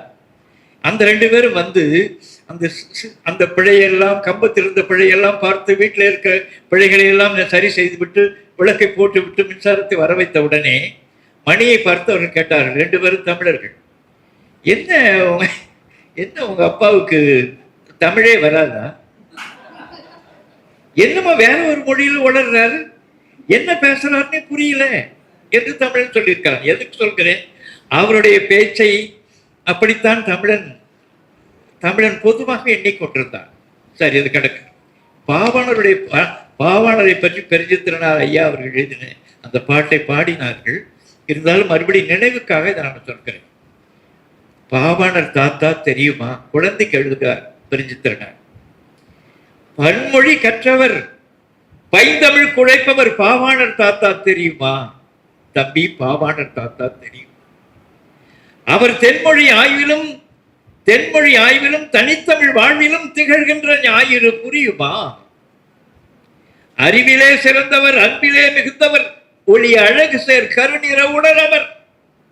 ஒளி அழகு சேர், இதையெல்லாம் ஒரு பெரிய உள்ளம் இருந்தால்தான் இந்த சுவையை எழுத முடியும். ஒளி அழகு சேர், அவருக்கு வருகிற, இன்னைக்கு உலகம் கருப்பு என்கிறதை பிளாக் பியூட்டி என்கிறான். அவருடைய கருப்பு என்கிறது மினமினமின கருப்பு, அதை பதிவு செய்கிறார். ஒளி அழகு சேர் கருநிற உடலவர், அறநெறி பிறழாதவர், நிலை கொடையாதவர், நெடுவாடை காற்றுக்கு படலவர். வாடை காற்று இருக்கிறதே, அது சொல்லுகிற பொழுது அவர் வடக்கத்து யானையும் வயிற்று வழியும் நம்பக்கூடாது என்பார். எனவே வாடை காற்றே உடம்புக்கு தமிழனுக்கு ஒத்ததில்லை. எனவே அவர் சொல்லுகிற பொழுது, பெருஞ்சித்திரனார் ஐயா சொல்லுகிற பொழுது, நெடுவாடை காற்றுக்கு படல் அவர் தான் இங்க மண்ணில் அதுக்கு படலாக தடுத்து கொண்டிருக்கிறார் என்று சொல்கிறார். படநூல்கள் யாத்தவர், பண்பாடு காத்தவர், பதவியை தூசண மதிப்பவர், இந்த உலகினில் முதன்மொழி ஒன்றமிழ் மொழி என உரைப்பவர், தீங்கனில் கொதிப்பவர், துன்புற்ற போதிலும் துவளாத உளத்தவர். அவருடைய வாழ்க்கையில அவர் 10வது பிள்ளை. அப்பா அந்த தோக்கஸ் என்கிற ஞானமுத்து தோக்கஸ் அவருடைய வாழ்க்கையிலும் அவரும் படாத பாடுபட்டு துன்பப்பட்டு ஒரு ஏதிரி போல இருந்து ஒரு தோக்கஸ் என்கிற ஒரு துறையை எடுத்து வளர்த்தான் அந்த ஞானமுத்து என்கிற அவருடைய அப்பாவை. ஞானமுத்து தோக்கஸ் என்கிற ஒரு பேர். அது தொடர்பா இருக்கிறது.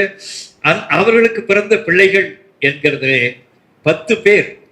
பாவாணர் என்கிற 10வது பிள்ளை. நீங்கள் நினைத்து பாருங்கள், 10வது பிள்ளை. அவர் பிறந்த பிறகு 4 ஆண்டுகளிலே தந்தையார் இருக்கிறார். உடனே அடுத்த ஒரு 1-2 ஆண்டுகளிலே தாயார் போகிறார். தன்னுடைய அக்கை, மூத்த அக்கை, அவர்கள் அழைத்துக் கொண்டு ஆம்பூருக்கு பிள்ளை அழைத்துக் கொண்டு 4 அகவையிலே 4 அகவை பையனாக இருக்கிற பொழுது அவரை அழைத்துக் கொண்டு போய் ஆம்பூருக்கு போய் அவரை படிக்க வைத்து அவர் பட்ட தொல்லைகளை சொல்லவே முடியாது. அவரை வளர்த்தெடுத்தவர் ஒருவர் யங் என்கிறவர். அந்த யங் என்கிற துரை தான் பாவாணரை வளர்த்தெடுத்தான். அந்த யங் என்கிற துரை அவர் படிப்புக்கெல்லாம் துணை செய்துவிட்டு இந்த படிப்பு கடனை எல்லாம் திரும்ப நீ அடைக்க வேண்டும் என்கிற கட்டளையோடு தான் அவர் துணை இருந்திருக்கார். அதை 17 அகவையிலே ஆசிரியர், 17 அகவையில் 2 ஆண்டுகள் அது தொடர்பாக இருக்கிற அந்த யங்கனுடைய கல்லூரியிலே பள்ளியிலே ஆசிரியராக இருந்துதான் பிறகு தொடங்குகிறார். ஏறத்தாழ ஒரு 40-45 ஆண்டு காலம் அந்த கல்வி உலகத்திலே ஆசிரியராக ஒரு பணியாற்றி படாத பாடுபட்டவர். அவருடைய தொல்லை சொல்லவே முடியாது. சரி, அதையெல்லாம் அவருடைய ஆய்வுக்கு அத்தனையும் பயன்பட்டது. சரி, அது அவர்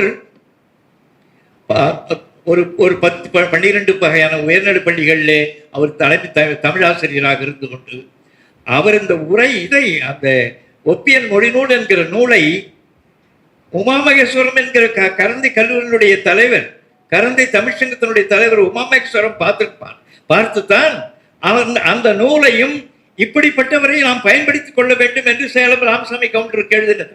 அதில் தான் 12 ஆண்டு காலம் என்னுடைய பொற்காலம் அது என்று அவர் போனார். அதற்கு ஒரு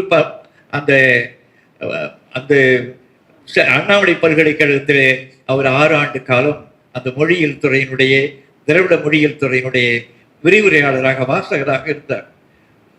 தொடர்பாக இருக்கிற இந்த காலம் முழுமைக்கும் அவருடைய அறிவு காலமாகவே, உழைப்பு காலமாகவே, தமிழை பற்றிய ஆய்வு வாழ்க்கை முழுமைக்கும் தமிழை ஆய்கிற வாழ்க்கையாகவே இருந்ததை மிக மிக மிக வியப்பாக பார்க்கிறேன். அதாவது அவர் அதற்கென்று அவர் தன்னைத்தானே இழந்து கொண்டு அவர் வாங்கின நூல்கள், அந்த ஆய்வுக்காக அவரே வாங்கினது 8 பேழைகள் என்று அடிக்கடி சொல்வார். நான் அவர் திறக்கிற பொழுதெல்லாம் அதை நான் உற்று பார்த்திருக்கிறேன். அந்த நூல்களெல்லாம் நாமும் பார்க்க வேண்டுமே, தொடர்ந்து பார்க்க வேண்டும் என்கிற ஆசையில் தான் நான் பல்கலைக்கழகத்தில் அந்த ஹானரரி ஃபெல்லோ என்கிற பதவிக்கு, ஒரு பெரும் பதவிக்கு நான் தேர்ந்தெடுத்த பொழுது அந்த துணைவேந்தரிடம் முதலில் தொடக்கத்தில் சொன்னேன், நான் அங்கு வருவதாக இருந்தால் பாவாணருடைய நூலகம் அங்கு வர வேண்டும் என்று சொன்னேன். நான் போன உடனே முதல் நாள் என்னை அழைத்துக் கொண்டு போய் அந்த நூலகத்தை காட்டினார். அந்த 3 பேழைகள் தட்டு பேழைகளாக இருந்தன. அதில் இருக்கிறது மிக குறைவான நூல்கள், அரிய நூல்களை எல்லாம் அவர்கள் என்னை ஏமாற்றி இருக்கிறார்கள் என்றே அவர் சொன்னார். என்ன எதற்கு சொல்கிறேன், ஒரு ஆய்வாளனுக்கு என்னென்ன தேவை என்கிறதை எல்லாம் அவர் மிக ஆழமாக எண்ணி வாழ்க்கை முழுமைக்கும் தொகுத்து வைக்கிற ஒரு நூல் தொகைஞராகவும் இருந்தார்.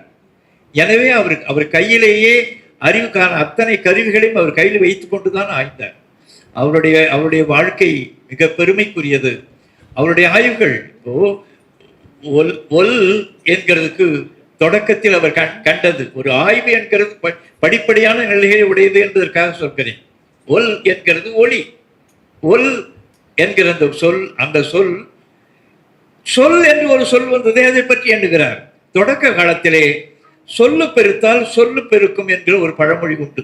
சொல்லு ஒழுகிற குழந்தையை பார்த்து தாய்மார்கள் சொல்லு பெருத்தால் சொல்லு பெருக்கும், குழந்தை நல்லா பேசும் என்கிற கருத்து இருந்ததனால் அந்த சொல்லு என்கிறதால் மூலமான சொல் என்று முதல்ல சொல்லுக்குரிய காரணத்தை சொல்கிறார். அதற்கு பிறகு வட்டப்பகுதியான வட்ட வடிவான வாயின் என்று வந்தது என்று சொல் என்று வட்டக்கருத்திலே வருகிற பொழுது சொல் என்கிறது சொல் என்றானது வட்ட வாயின் என்றும் ஒழுகிற ஒழுக்கு என்று எழுதுகிறார். இறுதி காலத்திலே வேர்ச்சல் கட்டுரைகளில் வருகிற பொழுது ஒல் என்கிறது சொல் என்றாகிறது என்கிறார். அதுதான் சரியானது. அமம் என்கிறது சமம் என்றானதும், அந்தி என்கிறது சந்தி என்றானதும், அரணம் என்கிறது சரணம் என்றானதும், இந்த வகையெல்லாம் பார்த்துவிட்டு ஒலி ஒல் என்கிற வடிவத்திற்கு தான் சொல் வந்தது என்கிற அந்த அந்த நுட்பங்களை எல்லாம் காலத்தால் ஒரு ஆய்வாளன் காலத்தால் தான் முழுக்க அந்த உண்மைகளை காண இயலும். அவர் ஆனால் பெருவாரியான அந்த உண்மைகளை அவர் பதிவு செய்து விட்டு போயிருக்கிறார். இந்த உலகத்தினுடைய முதல் மொழி என்கிறதை மெய்ப்பிக்கிறதுக்குரிய அத்தனை கூறுகளும் அவர் அடிப்படையை கொடுத்து விட்டு போயிருக்கிறார். அது ஆய்வாளர்கள் மேற்கொள்ள வேண்டும். அதில் தான் ஒரு 40-50 ஆண்டு காலம் அது தொடர்பாக உடன்று கொண்டிருக்கேன். அவருடைய அவருடைய அவருடைய பெருமைக்கு அவருக்கு பல்கலைக்கழகத்திலே அவர் போன உடனே தமிழர்களுக்கென்று ஒரு ஒரு தன்மை உண்டு. அடிப்படையில் மிகப்பெரிய பேரிடத்தில் வந்தாலும் கூட பல்வேறு வகையான இழிவான பண்புகளை எல்லாம் அவன் சுமந்திருக்கிற அந்த கூறுகளை எல்லாம் பாவலரேறு இந்த மண்ணுக்கு காட்டியிருக்கிறார். எனக்கு தெரியும் இந்த தமிழன் இம்மியும் உருப்பட மாட்டான் என்பது. தனக்கும் உதவான், தமிழுக்கும் உதவான், தன்னின நன்மைக்கும் நாட்டுக்கும் உதவான், திருப்பம் இல்லாமல் சென்ற திசையிலே தேடியும் ஓடியும் தேம்பியும் திரிவான், இருப்பினும் ஒரு கை பார்த்திடலாம், இவன் இழிவினில் ஒரு துளி தீர்த்திடலாம் என்று போவார். தொடர்பாக தமிழர்கள் எவ்வளவு இழிவானவர்கள் என்கிறது அவருக்கு அந்த 5 ஆண்டு காலத்தில் அவருக்கு கொடுத்த தொல்லை. அது அவர் போய் அங்கு அண்ணாமலை பல்கலைக்கழகத்திலே வாசகராக அமர்வதற்கு அடிப்படையாக இருந்தவர் புதுச்சேரியிலிருந்து பாவேந்தர் பாரதிதாசனார். அதெல்லாம் வரலாற்றிலே ஆழமாக பதிவு செய்யவில்லை. அவருக்கு என்ன சொன்னாலும் அந்த அண்ணாமலை செட்டியார் செய்கிறபடியான ஒரு காலத்தில் தான் பலரும் பல வகையான அழுத்தங்களை கொடுக்கிற பொழுது பாவேந்தருடைய அழுத்தம் தான் அதற்கு செல்லுபடியானது. அந்த பாவாணர் அங்கு போனதுக்குரிய அடிப்படையே அவர் தான். எனவே அவருக்கு தொல்லை கொடுக்கிறது பற்றி பாவேந்தர் 10 பாட்டு எழுதியிருக்கிறார். நீங்க அதெல்லாம் படிக்க வேண்டும். ஒரு பாட்டிலே வடமொழியும் இந்தியும் மற்றும் வடக்கில் படுமொழிகள் என்ற பலவும் தடவியே அந்தமிழே ஆதி என்னும் தேவனேயர் தாம் என் தமிழர் எல்லாருக்கும் வேந்து எழுதுறார். எங்களுக்கெல்லாம் வேந்தன் யார் தெரியுமா? பாவாணர் தான் என்று அந்த பாட்டு தொடங்குகிறது. வடமொழியும் இந்தியும் வடக்கில் மற்றும் வடக்கில் படுமொழிகள் என்ற பலவும் தடவியே அந்தமிழே ஆதி என்னும் தேவனேயர் தாம் என் தமிழர் எல்லாருக்கும் வேந்து. வேந்து என்கிறது என்னென்ற அதையும் பாவாணர் தான் சொன்னார். வேய் என்ற அணிதல், வேய்தல் என்ற அணிதல், கூரை வேய்தல் என்கிறதை காணுங்கள் என்று எழுதுகிறார். வேய் என்கிற சொல் வேய்ந்து என்கிறது வேந்து என்று ஆகி வேந்தன் என்றானது. பூவினை தொடர்பாக இருக்கிற சேரன் என்கிறவன் பணம்பூவினை தலையிலே அணிந்து கொண்டுதான் போரிட வேண்டும். சோழன் என்கிறவன் ஆர் என்கிற ஆத்திமாலையை சூடிக்கொண்டுதான் போரிட வேண்டும். தொடர்பாக இருக்கிற பாண்டியன் என்கிறவன் வேப்பம்பூவை தலையில் வைத்துக் கொண்டுதான் சண்டைக்கு போக வேண்டும் என்று இந்த மண்ணிலே மரபு இருந்தது. இந்த இந்த இந்த அந்த மலை அந்த பூவினை தலையிலே சுமந்து வேய்ந்ததனால்தான் அவர்கள் வேந்தல் என சொல்லப்பட்டார்கள். போந்தே வேம்பே ஆரென வருவும் மாபெரும் தானையர் மலைந்த பூவும் என்றிருக்கிறதே. வேந்து இடை தெரிதல் வேண்டி இவன் சேரனா சோழனா பாண்டியனா என்கிற வேறுபாட்டை அந்த பூதான் காட்டும். எனவே வேந்தன் என்கிற சொல் இது தொடர்பாக இருக்கிற அந்த அந்த அந்த அந்த அடையாள மாலையை சூடினவன் என்று பொருள். எனவே அந்த சொல்லை எடுத்து பாவேந்தர் சொல்கிறார், அந்தமிழே ஆதி என்னும் தேவனையர் தான் என் தமிழர் எல்லாருக்கும் வேந்து என்று சொல்லுகிற அந்த அதெல்லாம் மிக வியப்புக்குரியது. அவருடைய வாழ்க்கையிலே ஏராளமான சொற்களை சொல்லுகிறதுக்கு சூழல் இருக்கும். அவருடைய அந்த மொழி ஆய்வினுடைய அடிப்படையாக அவர் கொண்டதிலே ஆய்வுக்கும் பிற மொழிகளுக்கும் இருக்கிற செய்திகளை பார்க்கிறது மட்டுமல்லாமல் இந்த நாட்டினுடைய அடிப்படையான பேச்சு வழக்கிலே பழமொழிகளிலே ஆழமாக கவனம் செலுத்தினார். பழமொழி 13,000 என்று ஒரு நூலை அவர் யாரோ பார்க்கிறதுக்காக ஒருவர் கொடுத்து விட்டு, பெருமாள் என்கிறவர் கொடுத்து விட்டு படாத பாடுபட்டு அவர் திரும்பவும் அதை பெற முடியவில்லை. அதற்காக 13,000 பழமொழிகளை அவர் சேர்த்தார். அதை ஒவ்வொரு நூல்களிலுமே அவர் குறிக்கிற பொழுது அருமையா இருக்கு அந்த இடங்கள்லாம். நீங்கள் சிலவற்றை அவர் அடிக்கடி பயன்படுத்துகிற அந்த பழமொழிகளை பற்றியும் நீங்கள் தெரிந்து கொள்ள வேண்டும். ஒரு சும்மா ஒரு 10 நிமிடத்துக்குள்ள முடித்து விடுகிறேன். முக்காலும் காகம் முழுகி கொளித்தாலும் கொக்காகுமோ என்று எழுதுவார். பொறிமாவை மெச்சினானாம் பொக்கை வாயன் என்று எழுதுவார். தென்னை மரத்திலே ஏனடா ஏறினாய் என்றால் புல் பிடுங்க ஏறினேன் என்கிறான். ஏன் இறங்குகிறாய்? அங்கு புல் இல்லை என்றான். இதெல்லாம் அவருடைய பழமொழியில் இருக்கிறது. குத்து விளக்கிற்கும் குண்டிக்கு கீழ் இருட்டு, இதெல்லாம் அடிப்படை மக்கள் பேசுவது. குத்து விளக்கிற்கும் குண்டிக்கு கீழ் இருட்டு. காடு கெட ஆடு விடு, ஆறு கெட நாணலிடு, ஊரு கெட நூலை விடு. பாப்பான ஊர்ல விட்டா நூல் என்கிறது பூணூல் அடிந்த அவனை சொல்வதற்கு காடு கெட ஆடு விடு. அது ஒரு இடத்துல தின்னாது, எல்லா இடத்துக்கும் போய் மேய்ந்து அந்த பகுதியை தொடர்பாக இருக்கிற இடர்பாடு விட்டு அது தொடர்பாக இருக்கிறத மொட்டையாக்கும். காடு கெட ஆடு விடு, ஆறு கெட நாணல் விட்டால், நாணல் அதிலே பாய்ச்சினால் ஆறு திசை மாறி போகும். ஆறு கெட நாணலிடு, ஊரு கெட வேண்டுமா நூலை விடு, பார்ப்பானை விடு என்கிற கருத்தையெல்லாம் அது எழுதுவார். இருந்தவன் எழுமுன் எழுந்தவன் நெடுந்தொலைவு, இறைக்கிற கிணறு ஊரும் இறைக்காத கிணறு நாரும். அப்படி பார்த்தாலும் விகடகவி, இப்படி பார்த்தாலும் விகடகவி. நாயை நீங்கள் இதெல்லாம் பார்த்திருப்பீர்கள் நீங்கள் எல்லாரும். நாயை எங்கே அடிப்பனும் காலில் தான் அதற்கு நோக்காடு. அதுக்கு அந்த காலம் எங்க அடிச்சாலும் கூட அந்த காலம் ஒரு பக்கம் தூக்கி கொண்டு போகிற அந்த காட்சியெல்லாம் பார்த்து விட்டு அந்த பழமொழிகள்லாம் பதிவு செய்கிறார். கடல் முழுக்க வற்றினால் கருவாடு தின்னலாம் என்று குடல் வற்றி செத்ததாம் கொக்கு எழுதுவார். வளவனாயினும் அளவறிந்து உண், வளவனாயினும் அளவறிந்து உண், வழிய வந்தால் கிழவி என்பார். நீங்கள் உங்களுக்கு எல்லாருக்கும் புரியும். வழிய வந்தால் கிழவி. பார்ப்பானுக்கும் பன்றிக்கும் பயண செலவில்லை என்று ஒரு இடத்துல எழுதுகிறார். பார்ப்பானுக்கும் பன்றிக்கும் பயண செல்லவும் இல்லை. அது தொடர்பா? ஒரு வாய் சோற்றுக்கு ஊர் வழியே போனான் பார்ப்பான் என்று. ஒரு வாய் சோற்றுக்கு ஊர் வழியே எல்லா வகை அவனை பற்றி அத்தனை இழிவனுடைய அடிப்படை பழமொழிகளில் பார்த்து பதிவு செய்வார். சரி, ஆறு நிறைய நீர் போனாலும் நாய் நக்கித்தான் குடிக்க வேண்டும் என்பார். அரச மரத்தை சுற்றி வந்ததும் அடி வயிற்றை தொட்டு பார்த்தாலாம் என்று எழுதுவார். சரி, பெண்ணிற்கு பின் பண் என்பர் எழுதுவார். பெண் இன்பம் என்கிறதை அவர் எவ்வளவு குழந்தை என்கிறது சொல்கிறேன். திருமணம், தமிழர் திருமணம் என்று ஒரு நூல் எழுதியிருக்கிறார். அவர் கணவன் மனைவர் ஒன்று பேர் ரெண்டையும் அந்த அந்த அந்த செய்கையையே, கணவன் மனைவர் ஒன்று சேருகிற அந்த செய்கையே தவறாக எண்ணுபவன் தன்னுடைய தாய் தந்தையரையே படித்தவராவான் என்று எழுதுகிறார். அவர் எவ்வளவு குழந்தை எண்ணி பாருங்கள். தன்னுடைய தாய் தந்தையரையே படித்தவனாவான். நீ உருவானது என்பது அந்த விலையினால் தான். அந்த இரண்டு தெய்வங்களும் ஒன்று கூடிதான் நீ உருவாகி இருக்கிறாய். எனவே இது தொடர்பாக இருக்க அந்த அந்த அந்த இன்பத்தை பழிக்காதே.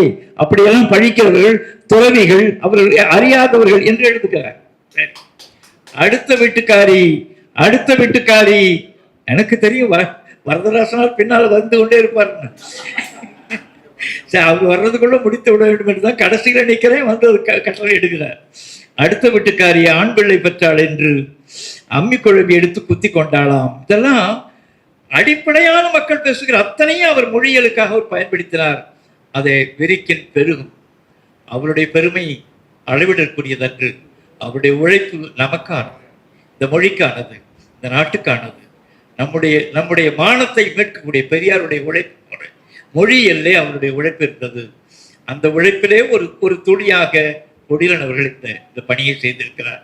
அவரை வாழ்த்துகிறோம், போற்றுகிறோம், பாராட்டுகிறோம். வணக்கம்.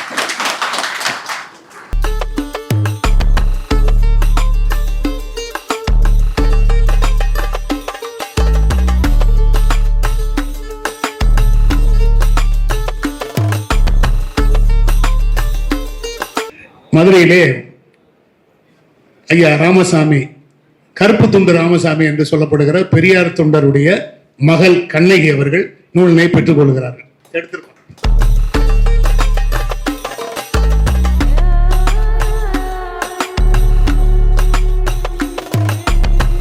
பொதுவாழ்வு அடையாளம் அருமை தோழர் மையப்பன் அவர்கள் பெற்றுக் கொள்கிறார்.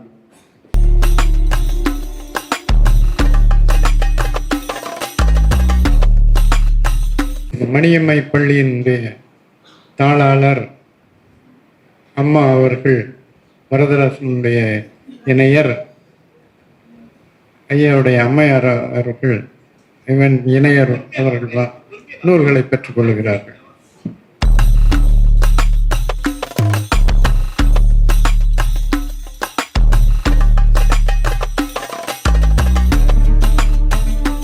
இங்கே வருகிற இந்த திமுக நாகராசன் அவர்கள், அவர் மகன், அதுபோல மெய்யப்பன், பாவலர் தமிழன்பன், வீரபாண்டி சேகர், தியாக தீபம் பாலு, மாமதுரை பாவலர் பேரவையினுடைய ஐயா வீரபாண்டி தினவனுடைய மகன் ஆதிசிவன் அவர்களையும் வரவேற்கிறோம். அதிவீரபாண்டியன் நன்றி சொல்வோம். எங்கள் வாழ்வும் எங்கள் வளமும் மங்காத தமிழன்று சங்கே முழங்கு. பெருமதிப்பிற்குரிய பெரியோர்களே, சமூக பெரியாரினுடைய அவையில் தமிழ் பெரியாரினுடைய நூல் அறிமுக விழா, இந்த நிகழ்விற்கு வருகை தந்த அத்துணை பேரையும் நன்றியுணர்வோடு நன்றி தெரிவிக்கின்றேன். இந்த நிகழ்ச்சிக்கு வரவேற்று ஆக்கமும் ஊக்கமுமாக இருந்து மதுரையினுடைய வீதிகளில் தொடர்ந்து தமிழ் முழக்கம் செய்வதற்காக தம்முடைய பள்ளியை பயன்படுத்தி சமூக பணியோடு மொழி பணியை மதுரையினுடைய காலங்களில் முழுக்க செய்து வரக்கூடிய மதுரை மணியம்மை பள்ளியினுடைய தாளாளர் பெருமைக்குரிய வரதராசன் ஐயா அவர்களுக்கு நன்றியை தெரிவித்துக் கொள்கின்றேன். ஒரு தமிழ் குடும்பமாகவே வாழக்கூடிய ஒரே தமிழ் பேரறிஞருடைய குடும்பம் என்றால் அது பாவலர் பெருஞ்சித்திரனார் ஐயா அவர்களுடைய குடும்பம் தான்.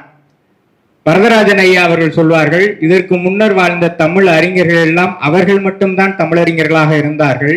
ஆனால் பெருஞ்சித்திரனார் அவர்களுடைய குடும்பம் தான் இன்றைக்கும் தமிழ் உணர்வும் இன உணர்வோடும் பயணித்துக் கொண்டிருக்கின்றது என்று அந்த பெருமிதத்தோடு என் மொழி என் நாடு என் மக்களுக்கு தீங்கு நேரிட்டால் நலிவுற்றால் எதையும் பெரிதாக கொள்ள மாட்டேன் என்று தன்னுடைய வாழும் காலம் முழுமைக்கும் நாட்டு மக்களுக்காகவும் தன்னுடைய மொழிக்காகவும் இயங்கிய குடும்பத்திலிருந்து தொடர்ச்சியாக தமிழ் பணி செய்து கொண்டிருக்கக்கூடிய இன்றைய நிகழ்வினுடைய தலைவர் பெருமைக்குரிய பூங்குன்றனார் ஐயா அவர்களுக்கு நன்றியை தெரிவித்துக் கொள்கின்றேன். நிகழ்விற்கு முன்னிலை வகித்து சிறப்பு சேர்த்த மதுரை 4ஆம் தமிழ்ச்சங்கத்தின் செயலாளர் வழக்கறிஞர் ச. மாரியப்ப முரளி ஐயா அவர்களுக்கும், வரலாற்று புகழ்மிக்க மதுரை ஆடிவீதி திருவள்ளுவர் கழகத்தினுடைய மதிப்பியல் தலைவர் பெருமைக்குரிய கமலை விசயராசன் ஐயா அவர்களுக்கும் இந்த நேரத்தில் நன்றியை தெரிவித்துக் கொள்கின்றோம். தொடர்ச்சியாக பல்வேறு அறிஞர்கள் மத்தியில் பாவாணர் பெருஞ்சித்திரனார் அவர்களை தொடர்ந்து சொல்லாராய்ச்சி பணியில் தொடர்ந்து இயங்கிக் கொண்டிருக்கக்கூடிய பெருமைக்குரிய பேராசிரியர் சொல்லாய்வு பேரறிஞர் அருளியார் ஐயா அவர்களுக்கு இந்த நேரத்தில் அகம் நிறைந்த நன்றிகளை தெரிவித்துக் கொள்கின்றோம். தொடர்ந்து இம்மண்ணினுடைய மீட்டுருவாக்கத்திற்கும் தமிழின மீட்பிற்கும் போராட்ட களத்தில் இருக்கக்கூடிய ஒரு போராளியாக தொடர்ந்து இயங்கிக் கொண்டிருக்கக்கூடிய தமிழின போராளி புலிகன் ஐயா அவர்களுக்கு இந்த நேரத்தில் நன்றியை தெரிவித்துக் கொள்கின்றோம். நாம் வரலாறுகளை மீண்டும் படிக்க வேண்டும். இன்றைக்கு இருக்கக்கூடிய ஒரு மாற்றத்தினுடைய விளைவாக மொழியையும் இனத்தையும் காக்கக்கூடிய ஒரு திரளாக திரள வேண்டும். எங்கள் தமிழ் உயர்வென்று சொல்லி சொல்லி தலைமுறைகள் பழகளித்தோம், குறைகளிந்தோம் இல்லை, தகத்தகாய தமிழை தாவிப்போம் வாரீர் என்று பாவேந்தர் பாரதிதாசன் அன்றைக்கு அறைகூவல் விடுத்தார். அதே அறைகூவல் தான் இன்றைக்கு நம்முடைய மொழிக்கும் நம்முடைய இனத்திற்கும் நம்முடைய மண்ணுக்கும் எதிரான சக்திகள் ஏராளமாக படையெடுத்துக் கொண்டிருக்கின்றன. அதையெல்லாம் மீட்டு அவர்களையெல்லாம் வீழ்த்தி நம்முடைய மொழியையும் இனத்தையும் காக்கக்கூடிய பொறுப்பு இருக்கிறது. அந்த பொறுப்பானவர்கள் இன்றைய நிகழ்ச்சியில் வருகை தந்து நிகழ்வு முழுமைக்கும் சேர்த்து இந்த அரங்கை நிரப்பி இருக்கிறார்கள். அத்துணை தமிழ் அறிஞர்களுக்கும் தமிழ் ஆர்வலர்களுக்கும் திராவிட இயக்க முன்னோடிகளுக்கும் இந்த நேரத்தில் நன்றி பாராட்டி இந்த நிகழ்விற்கு ஐயா அவர்களுக்கு ஊக்கமாக இருந்து பணி செய்து தொடர்ச்சியாக இயக்கமாக இயங்கிக் கொண்டிருக்கக்கூடிய என்னுடைய அன்பிற்கினி அம்மா அமுதரசனி அம்மா அவர்களுக்கும் இந்த நேரத்தில் நன்றி தெரிவித்து விடைபெறுகிறேன். நன்றி, வணக்கம்.